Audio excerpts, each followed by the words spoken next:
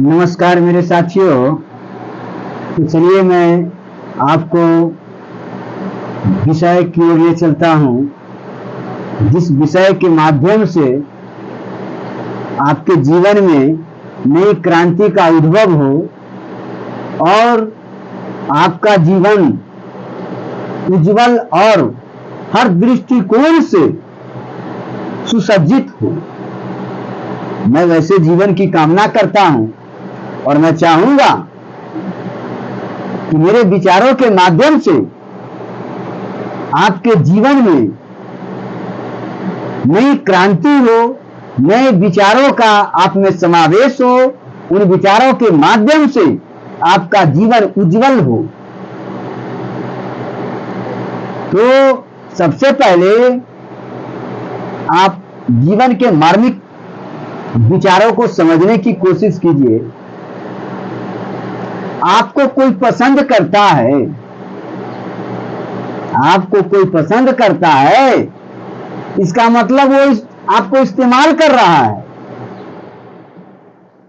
वो इस्तेमाल कर रहा है, आपको भावनाओं के साथ वो खेल रहा है। जिस दिन उसको आपसे स्वार्थ की पूर्ति हो जाएगी, वो आपसे कोसों दूर हो जाएंगे। इसी इमोशनल खुद आपका जो इमोशनल चीज छुपा है, वो इमोशनल को वो यूज कर लेता है, इसीलिए आपको पसंद करता है। जिस दिन आप इन अधिकारों को, इन चीजों को आप समझ जाएंगे तो आपसे वो कोसों दूर चला जाएगा, वो आपका नहीं रहेगा। ये ख्याल कर लीजिए। वो आपको शोषण कर रहा है। आज के दौर में ये हमेशा दिमाग में रखिए कि बिन स्वार्थ प्रप्रीति नहीं, बिना स्वार्थ के किसी से दोस्ती नहीं होता है।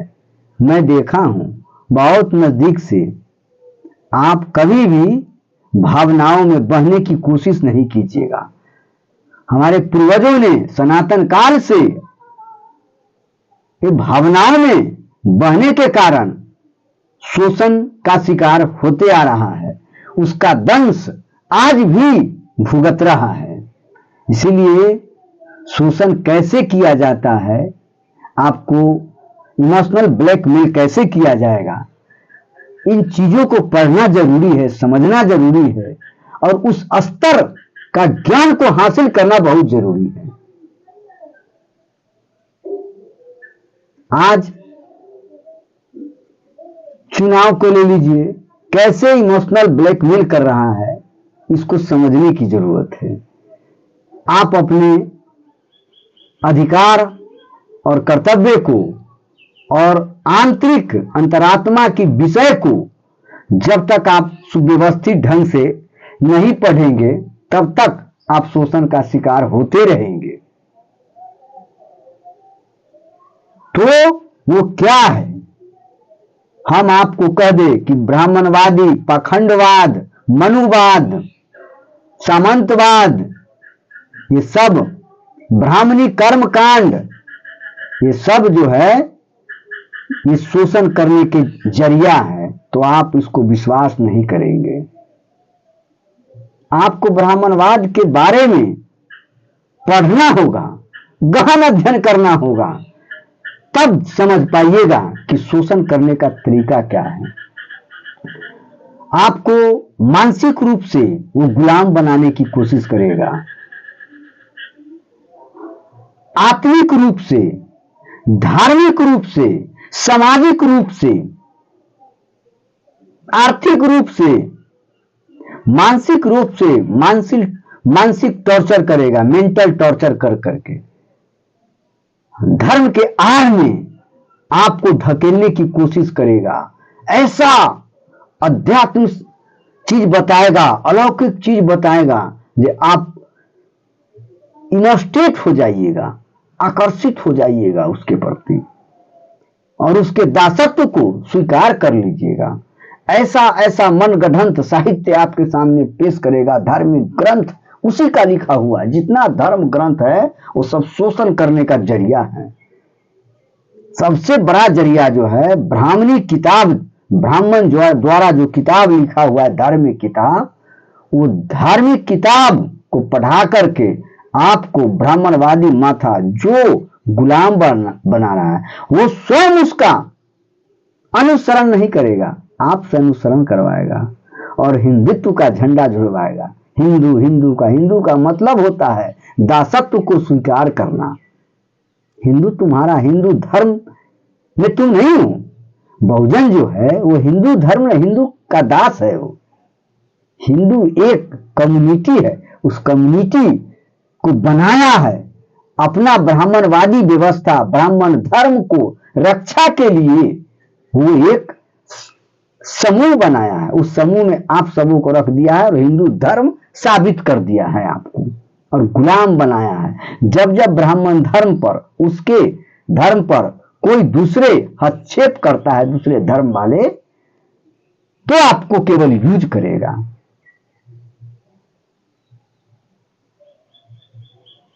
धर्म के नाते हम हिंदू हैं, ब्राह्मण, लेकिन ब्राह्मण को भूलना नहीं है। ब्राह्मण मेरा धर्म है, मैं एक ब्राह्मण हूं। ये ब्राह्मणवादियों का विचार रहा है।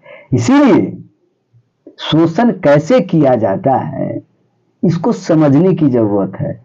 मैं अपने वाणी के माध्यम से आपको नहीं समझा सकता हूं। जब तक बारीकी से इस विषय को मंथन नहीं कीजिएगा तब तक आप नहीं समझ, तब तक समय पार हो जाएगा, फिर अगले पीढ़ी शोषण हो जाएगा।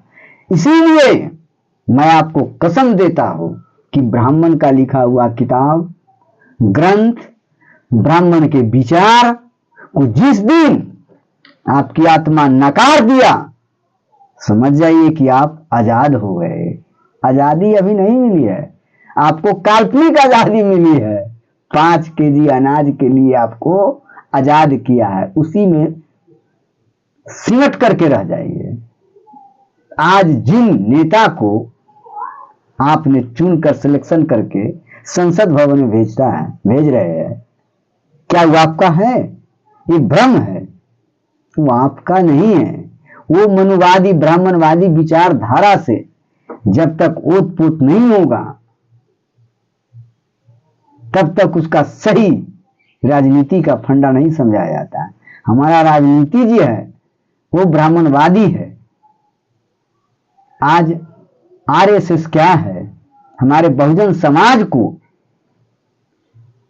आजादी से रोकने के लिए, अपने विचारों की अभिव्यक्ति को दबाने के लिए वो आरएसएस का गठन किया गया था। जो आप सबों का दिमाग जो है, आप सबों का जो मस्तिष्क है वहां तक नहीं पहुंच पाया है। सबसे बड़ा परमाणु बम, पूरे विश्व का परमाणु बम आरएसएस है। आज आरएसएस का रूप ही बीजेपी है, भारतीय जनता पार्टी। उसको रक्षा के लिए इस पार्टी का गठन अटल बिहारी वाजपेयी ने किया था। वो समझ चुका था, वो जान चुका था। इससे पहले भी बाल गंगाधर तिलक ये जान चुका था कि अब देश आजाद होने वाले हैं। अब इलेक्शन के द्वारा जो इलेक्शन होगा, जो चुनाव के माध्यम से उम्मीदवारों को सेलेक्ट किया जाएगा और वही देश के सत्ता को संभालेगा। वो समझ गया कि हम तो अल्पसंख्यक हैं। ब्राह्मणों ने, बाल गंगाधर तिलक ने समझ गया था कि हम तो अल्पसंख्यक में आ जाएंगे। इसीलिए ब्राह्मण धर्म को, वैदिक धर्म से ब्राह्मण धर्म, ब्राह्मण धर्म को हिंदू धर्म में कन्वर्ट कर दो और सबको माथा पर थोप दो ये हिंदू हमारा धर्म है। हमारे धर्म नहीं है, वो तुमको गुलाम बनाया है। जब जब उनको विपत्ति आएगी, धर्म के ऊपर कोई वार करेगा, अराजकता फैल जाएगी, उस वक्त हिंदू मुस्लिम में अंतर करके आपको उसके सामने खड़ा कर देगा। हिंदू धर्म जो बनाया है वो केवल ब्राह्मण धर्म की रक्षा के लिए। जब भी चुनाव होगा तो हिंदुस्तान पाकिस्तान में केवल दिखाएगा दोनों प्रधानमंत्री, यहाँ के प्रधानमंत्री, भारत के प्रधानमंत्री, पाकिस्तान के प्रधानमंत्री गुप्त बातचीत कर लेगा और सैनिक के सैनिक से लड़वा करके और आपको माथा को विचलित कर देगा, डाइवर्ट कर देगा कि आज बीजेपी नहीं होता तो देश का क्या हाल होता, और जनता में भयक्रांत पैदा कर देता है, भय पैदा कर देता है, भय दिखा करके इमोशनल ब्लैकमेल कर लेता है और सारे के सारे वोट लेकर के तीसरा सरकार चला लेती है। आपको जैसे जीना है वैसे छोड़ देता है। तो आप इस चीज को समझिएगा, तब तो समझने की कोशिश कीजिए, आप अपने अधिकार को समझिए, आपने जो पूर्वजों का संस्कार लिया है उस संस्कार को समझिए। आपके विचार और ब्राह्मणवादी विचार आकाश जमीन का अंतर है, दोनों का अलग अलग है। तो इसको समझने की जरूरत है। आप जब तक नहीं समझेंगे तब तक गुलाम के गुलाम ही बन करके रहिएगा और अपने बच्चों को हर परिस्थिति से लड़ करके अपने समाज को पढ़ाने की कोशिश कीजिए, शिक्षा देने की कोशिश कीजिए, ताकि वो अधिकार और कर्तव्य को समझ सके। आज का जो शिक्षा है वो आपको आजाद करने के लिए नहीं शिक्षा दिया जा रहा है, गुलाम बनाने के लिए शिक्षा दिया रहा है।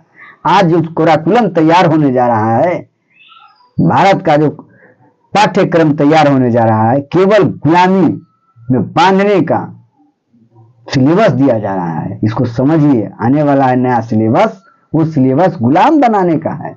आपको गुलाम बनाएगा, कैसे बनाएगा ये आपको समझ से परे है, वहां तक माइंड आपको नहीं पहुंच पाया है। माइंड जो है अपग्रेड नहीं हुआ है, इस समझने की जरूरत है। तो चलिए मैं इसी के साथ अपने विचारों को विराम देता हूं।